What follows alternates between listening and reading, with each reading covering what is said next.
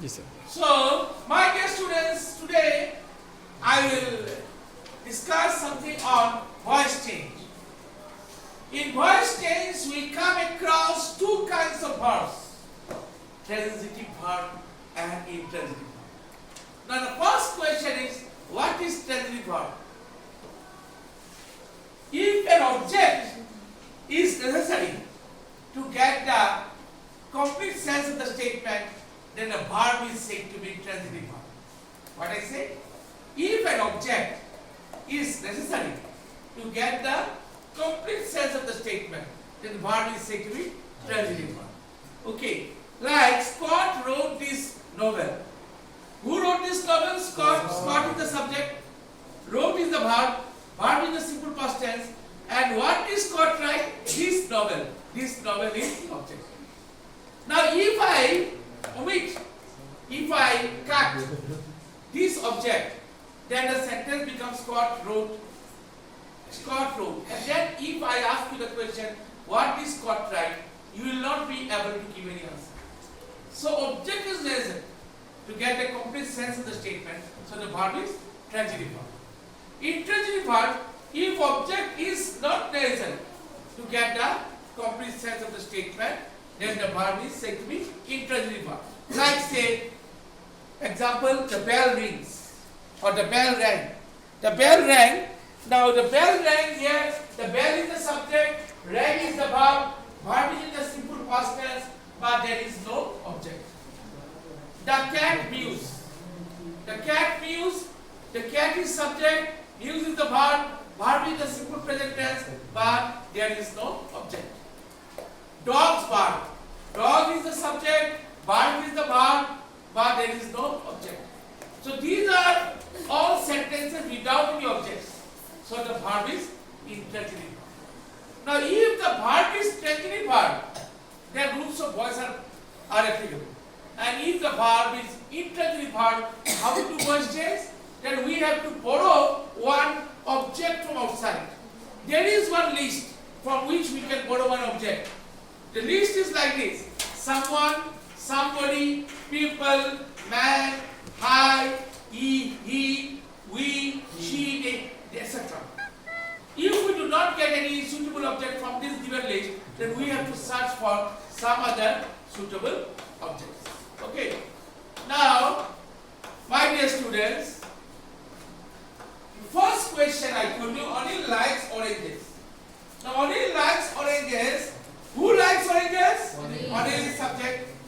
Like is the verb. Verb is in which tense? Simple present tense. How can you know? Because we have added s with the base form of the verb. Okay, like.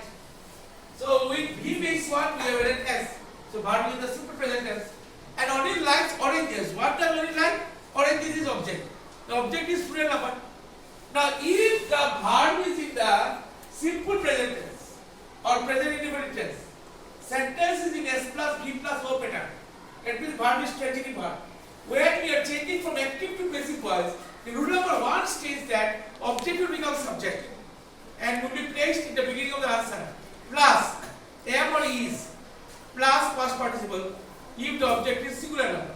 And rule number 2 states that object will become subject and will be placed in the beginning of the answer plus are plus past participle if the object is plural number.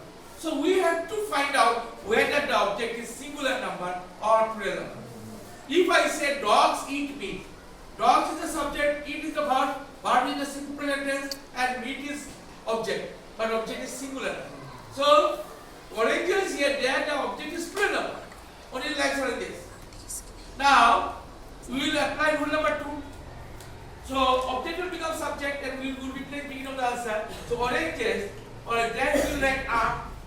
Then past participle of like is liked. Oranges are liked by whom? By oranges. This will be the answer. Okay. Dogs eat meat. Meat is eaten by dogs. Okay. So we have to find out, the main thing is that we have to find out whether the object is singular number or plural number. Clear everybody? Next. Now he is writing a story. He is writing a story. He is the subject. He is writing the verb. Verb is the present continuous tense or present progressive tense, and a story is object. A story means one story, means singular number. Okay. Now what is the rule? If the sentence pattern is S plus V plus O, and when we are changing from active voice to passive voice, and if the verb is the present continuous tense or present progressive tense, rule number 1 states that object will become subject and will be placed at the beginning of the answer plus am or is plus be plus past participle. We give the object is singular number. And rule number 2 states that object will become subject and will be placed at the beginning of the answer plus are plus be plus past participle if the object is plural number. Here also we have to find out whether the object is singular number or plural number. So he is writing a story. A story is one story, singular number. So a story is being written by him. In voice change, he is saying to him, she is saying to her, they is saying to them, we is saying to us, I is saying to me. These are changes, but proper noun will not change. It will remain as it is. Like Rahim eats oranges. Oranges are eaten by Rahim. We will not write oranges are eaten by him. Okay. Proper noun will not change. The name of a person, name of a place, these are a proper noun. So proper noun will remain unchanged. Okay. Next question was Scott wrote this novel. Scott wrote this novel. Here the verb is the simple past tense. Now, if the verb is in the simple past tense or past indefinite tense, and sentence is in S plus V plus O pattern, means subject plus verb plus object pattern, but that is verb is transitive verb. And when you are changing from active to passive voice, rule number 1 states that object will become subject and will be placed at the beginning of the answer plus was plus past participle if the object is singular number. And rule number 2 states the object will become subject and will be placed at the beginning of the answer plus where plus past participle if the object is plural number. So Scott wrote this novel. This novel means only one novel, means singular number. So this novel was written by Scott. 2 more examples I am giving you. Pandit Nehru wrote The Discovery of India. The Discovery of India was the name of a book, name of only one book written by Pandit Nehru. So object will become subject. So the answer will be The Discovery of India was written by Pandit Nehru. Another example, William Shakespeare wrote Hamlet. Hamlet is the name of a drama. So Hamlet is the name of one book, singular number. Hamlet was written by William Shakespeare. Okay. Next, if the verb is in the past continuous tense, how to do voice change? Past continuous tense, and they were playing cricket in the field. Here object is cricket. So object will become subject. The cricket was being played in the field by them. Okay. Now, say fire, the house was burnt to ashes. Here the verb voice, when you do voice change, from which voice to which voice? From passive voice to active. Opposite, reverse way. The house was burnt to ashes. What can burn a house? Fire.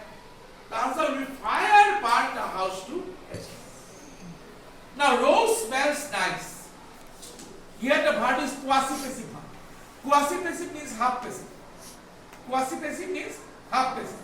So, rose is nice when it is smelled. Quinine tastes bitter. Quinine is bitter when it is tasted. Sugar tastes sweet.